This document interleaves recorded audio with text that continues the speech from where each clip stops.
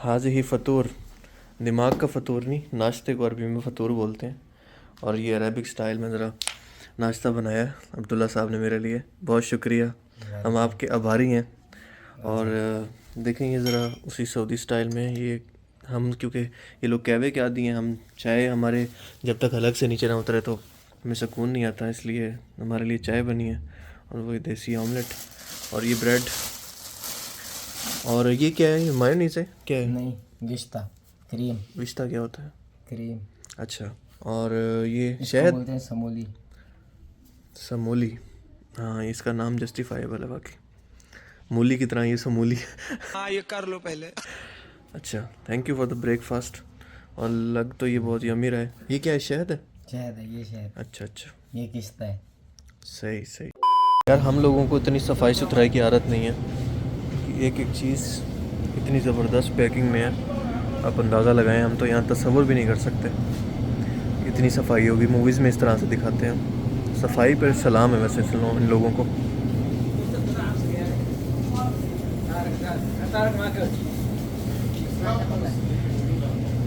प्याज देखें, और ये शिमला मिर्च तो कुछ एक्स्ट्रा ही मुंह फुला के पड़ी है।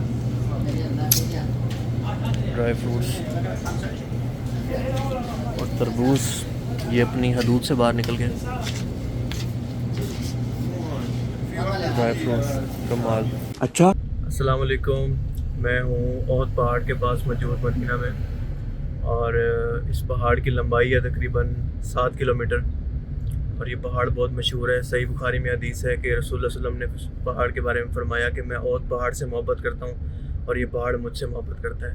3 हिजरी के अंदर हुई थी जंग ओहद, उस वजह से ये पहाड़ बहुत मशहूर है। ये पूरा ओहद का मैदान है यहाँ पर, और शोहदा कराम की कब्रें मौजूद हैं, ये मस्जिद भी मौजूद है यहाँ पे, और शोहदा की कब्रों के पास बनाई गई मस्जिद है। और ये सामने जो नज़र आ रही है आपको, ये सैयद शोहदा मौजूद है, वो देखें, आपको यहाँ ज़ायरीन भी नज़र आ रहे होंगे, अगर मैं आपको दिखा सकूँ।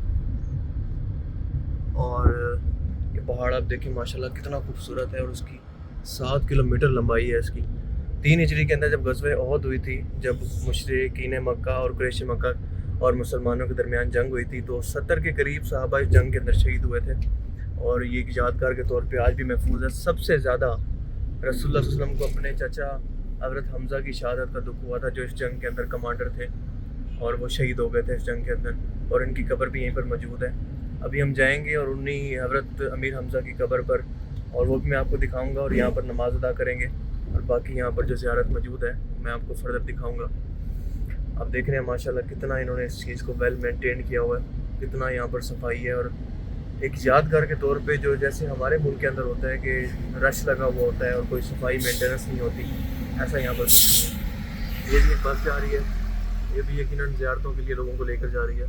ये ज़्यादातर जो लोग आते हैं, इस टाइम वैसे भी रश कम होता है क्योंकि दोपहर का टाइम है, और हमारे पास नॉन अदर देन एक नकली सऊदी भी मौजूद हैं चूना लगाने के लिए। ये मेरे बहुत अच्छे दोस्त हैं अब्दुल्ला, ये हमें यहाँ पे विज़िट करवा रहे हैं, और जो फर्दर यहाँ पे ज़ियारतें मैं आपको दिखाता रहूँगा साथ साथ। अब हम किस तरफ जा रहे हैं? अब शोहदा ओहद की जो कब्रें हैं देख। चले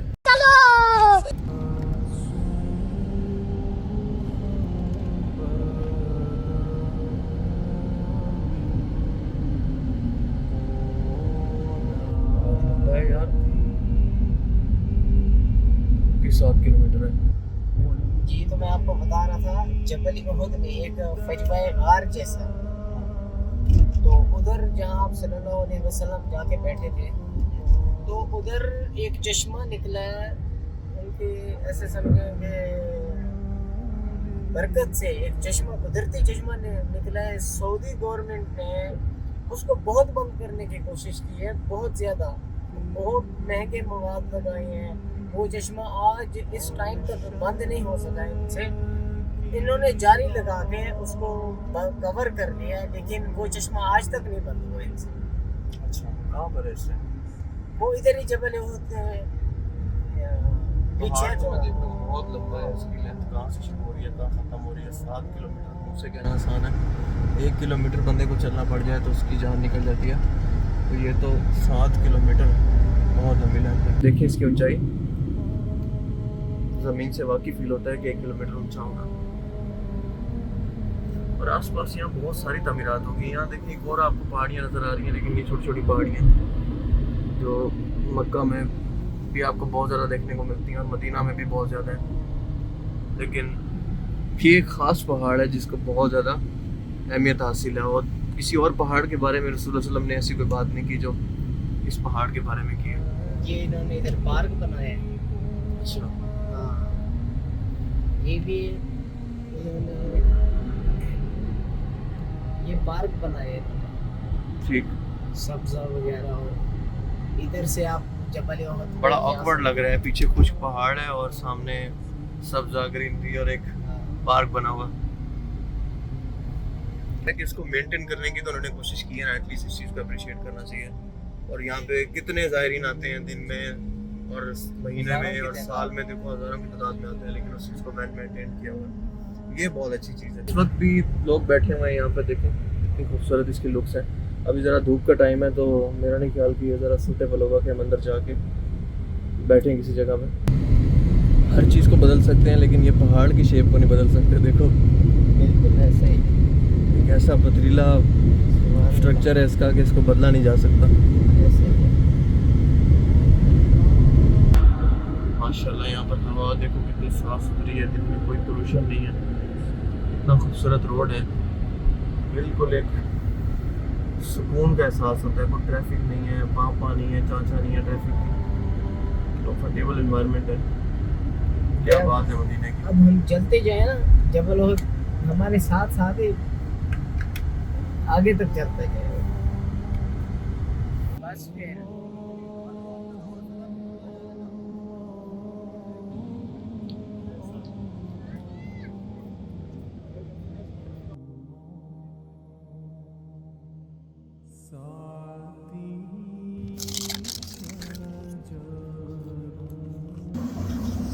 ये आपके सामने सैयद शोदा मस्जिद है।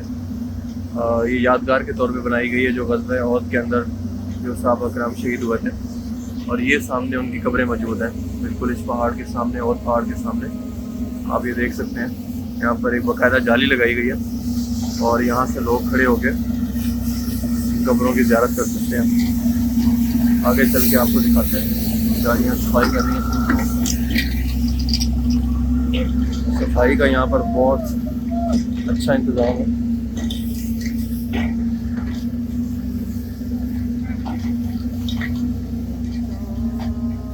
ये सारी जो आप खबरें देख रहे हैं इन पे कोई मज़ार नहीं बने हुए, और ये सहाबी रसूल हैं, 70 के करीब साहब हैं। कोई यहाँ पे मज़ार नहीं है, कोई यहाँ पे कोई किसी तरह की कोई आपके चचा हज़रत हमज़ा की भी कब्र इसी जगह मौजूद है, और कोई यहाँ पर धागे नहीं बांधे जा रहे, कोई किसी तरह की खुराफात नहीं है, ढोल तमाशे नहीं हो रहे। और ये देखने सिर्फ एक पत्थर निशानी के तौर पर मौजूद है। हमारे साथ हमारे टूरिस्ट गाइड भी मौजूद है। ये देखने अब सिर्फ पत्थर है निशानी, और ये ओहद पहाड़ है जो तकरीबन 7 किलोमीटर लंबा है।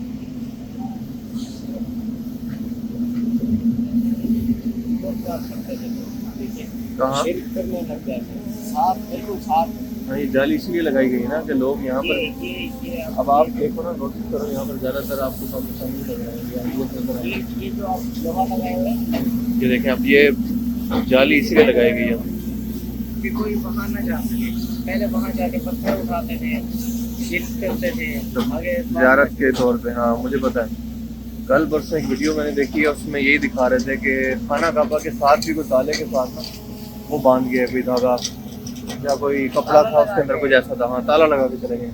इस हद तक लोगों में शिर्क बढ़ गया है। आप अंदाज़ा लगाएं कि वीडियो अगर मुझे मिलती है तो मैं अटैच भी कर दूंगा कि इन लोगों ने खाना काबा के साथ एक धागे के तौर पे, किसी मन्नत के तौर पे उसको अटैच कर दिया खाना काबा के साथ किसी लानती शख्स ने।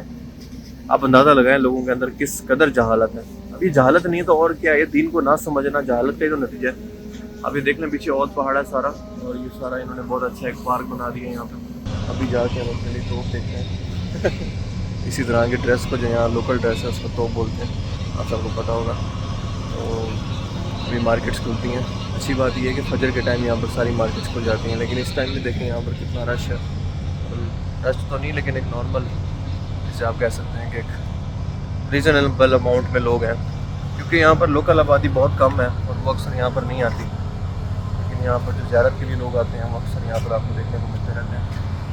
तो वेल मेंटेन्ड जगह है, बहुत खूबसूरत जगह है और ये मस्ट विजिट है। अगर आप मदीना में आते हैं तो ये तो सबसे पहली ज़ियारत है जो आप देखेंगे यहाँ पे, कि सैयद शोदा पर आना, यहाँ पर दुआए खैर पढ़ना, और यहाँ पर अगर आप अगर मस्जिद है यहाँ पे इबादत करना चाहते हैं, नमाज़ पढ़ना चाहते हैं, तो एक मस्ट विजिट है यहाँ पर ज़ियारत के पॉइंट ऑफ व्यू से।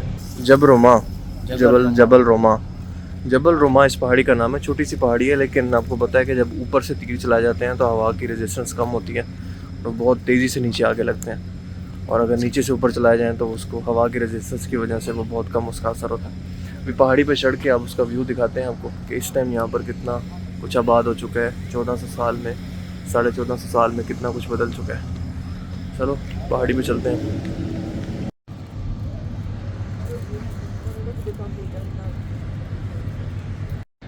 ये है जी ऊंचाई से जबल रोमा से यहाँ पर नीचे का व्यू। कितना कुछ डेवलप हो चुका है। पीछे चले गए 1000 साल, 1400 साल तो टोटली यहाँ पर बिल्कुल बेआबान था, कुछ भी नहीं था यहाँ पे। और ये सामने और पहाड़ है, ये भी और पहाड़ की ऊंचाई है। मुझे लगता है कम से कम यहाँ पर खड़े होकर अंदाज़ा होता है कि ये ऊंचाई 1 किलोमीटर तो होगी ना, और पहाड़ की तकरीबन 1 किलोमीटर इसकी ऊंचाई होगी और 7 किलोमीटर ये लंबा है। आसपास इसकी सारी आबादी आ चुकी है। देख लें आप, सामने सैयद शोदा है और बहुत कुछ बदल चुका है।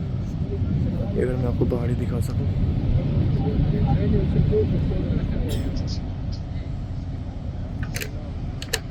माशाल्लाह सुभान अल्लाह। अब आप यहाँ इस पहाड़ी से खड़े होकर देखें कि एक तीरंदाज को ये व्यू कैसा नज़र आता होगा, कितनी नीचे तक।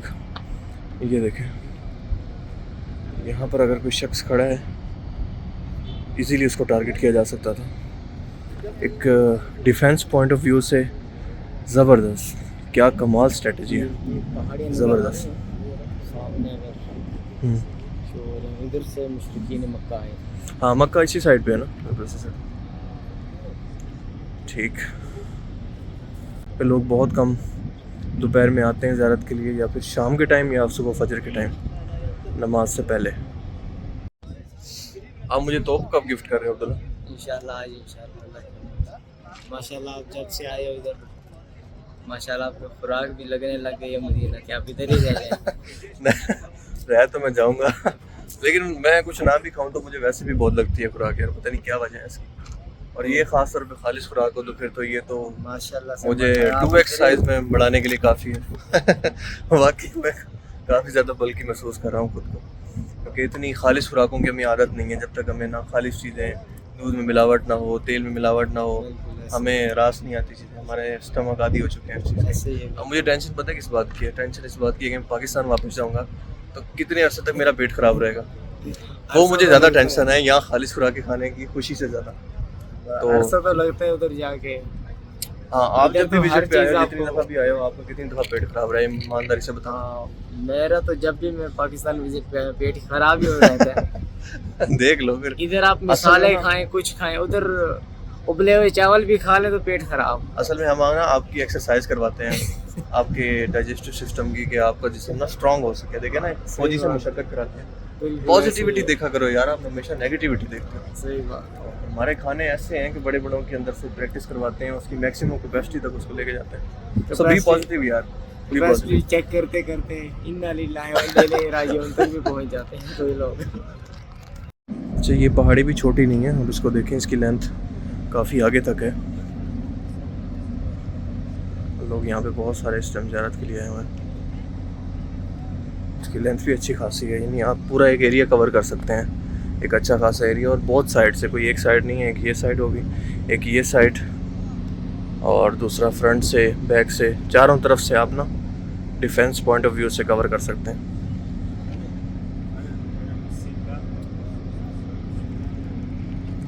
मैं जब भी इस जगह को देखता हूँ ना तो मुझे ना एक मसलियत याद आती है।